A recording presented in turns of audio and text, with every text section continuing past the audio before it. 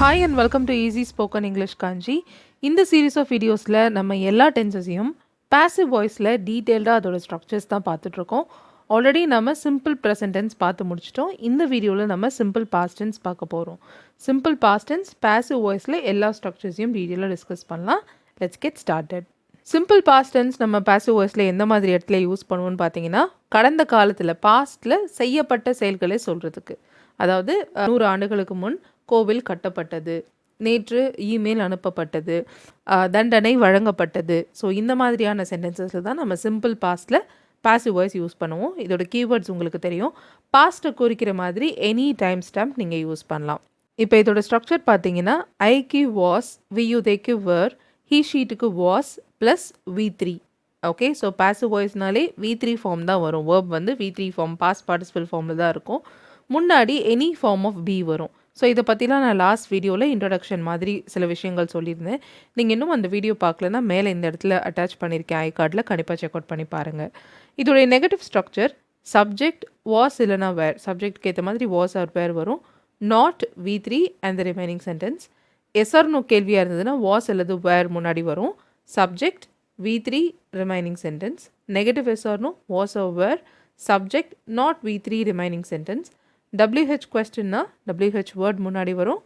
Was or were, subject V3 remaining sentence. Negative WHனா WH word was or were, subject not V3 remaining sentence.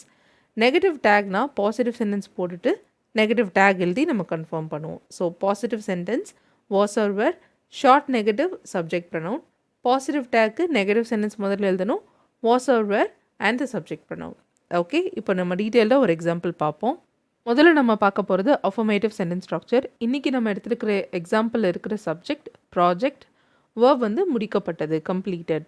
Alright, so example பாருங்கள். Project சரியான நேரத்தில் முடிக்கப்பட்டது. So passive வாய்ஸ்னாலே நடந்த ஆக்ஷனில் focus பண்ணி சொல்கிறது.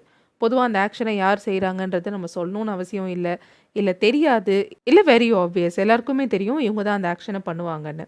ரைட், ஸோ அந்த மாதிரி நேரத்தில் தான் நம்ம பொதுவாக பாசிவ் வாய்ஸ் ஸ்ட்ரக்சர்ஸ் யூஸ் பண்ணுவோம். ஸோ இந்த இடத்துல ப்ராஜெக்ட் சரியான நேரத்தில் முடிக்கப்பட்டது. ஸோ ப்ராஜெக்ட் வந்து கரெக்ட் டைமில் கம்ப்ளீட் ஆகிடுச்சு. இதை தான் நான் ஃபோக்கஸ் பண்ணி சொல்கிறேன். யார் பண்ணுவாங்க? அஃப்கோர்ஸ் நமக்கு தெரியும் ப்ராஜெக்ட் வந்து அந்த கம்பெனியில் வேலை செய்கிறவங்க தான் பண்ணியிருப்பாங்க இல்லையா? ஸோ அதனால் நம்ம தனியாக by the employees, by the team அப்படின்னு சொல்லணும்னு அவசியம் இல்லை. இது மட்டும் சொன்னாவே போதும். ஸோ ஸ்ட்ரக்சர் என்னது? Subject was V3, the project was completed on time. Okay, negative structure project சரியான நேரத்தில் முடிக்கப்படவில்லை, ப்ராஜெக்ட் சரியான நேரத்தில் கம்ப்ளீட் பண்ணலை. இங்கேயும் நம்ம யார் பண்ணாங்கன்றதை சொல்லலை. The project was not completed on time. Okay, was not V3. So was not completed on time by the team or by the employees சொல்லணுன்னா சொல்லலாம். பட் இங்கே ப்ராஜெக்ட் முடிக்கப்படலன்றதுல தான் இந்த சென்டென்ஸ் வந்து ஹைலைட் ஆகியிருக்கு.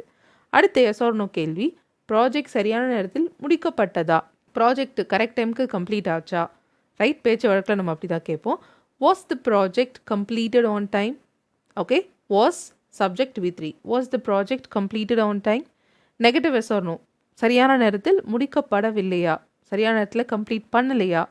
Was the project not completed on time? இல்லை நாட்டை முன்னாடி கொண்டு வந்து wasn't the project completed on time. Okay, அடுத்து WH கொஸ்டின். ப்ராஜெக்ட் எப்படி சரியான நேரத்தில் முடிக்கப்பட்டது, எப்படி சரியான நேரத்தில் கம்ப்ளீட் ஆச்சு? How was the project completed on time? So question word was subject V3.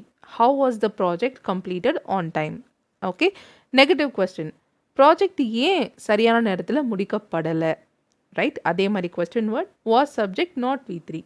Why was the project not completed on time? இல்லை நாட்டை முன்னாடி கொண்டு வந்து why wasn't the project completed on time. சரிங்களா? அடுத்து நம்மளுடைய நெகட்டிவ் டேக், பாசிட்டிவ் சென்டென்ஸ் எழுதி take போட போகிறோம். ஸோ பாசிட்டிவ் சென்டென்ஸ் ப்ராஜெக்ட் சரியான நேரத்தில் முடிக்கப்பட்டது. டேக் கன்ஃபர்மேஷனுக்காக நம்ம போடுறது தானே இல்லையா அப்படின்னு தமிழில் நம்ம யூஸ் பண்ணுவோம்.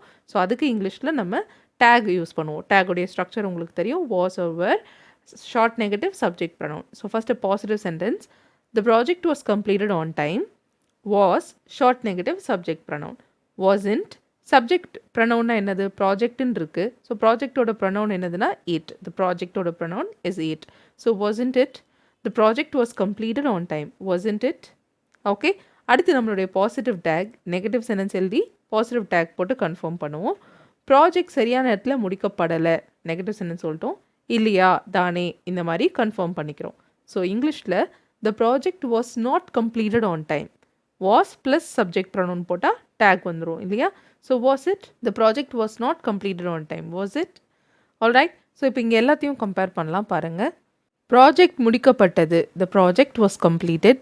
முடிக்கப்படவில்லை, the project was not completed. முடிக்கப்பட்டதா, வாஸ் த ப்ராஜெக்ட் கம்ப்ளீட்டட். முடிக்கப்படவில்லையா, was the project not completed. எப்படி முடிக்கப்பட்டது, how was the project completed. ஏன் முடிக்கப்படவில்லை, okay. why was the project not completed. முடிக்கப்பட்டது தானே, the project was completed, wasn't it. முடிக்கப்படவில்லை தானே, the project was not completed, was it. So again நான் சொல்கிறேன், இந்த பட்டது படவில்லை இந்த மாதிரி நம்ம பேசிவ் வாய்ஸை வந்து டெஃபினட்டாக பேச்சு வழக்கில் யூஸ் பண்ண மாட்டோம். இந்த மாதிரியான சென்டென்சஸை பேச்சு வழக்கில் பேச மாட்டோம்.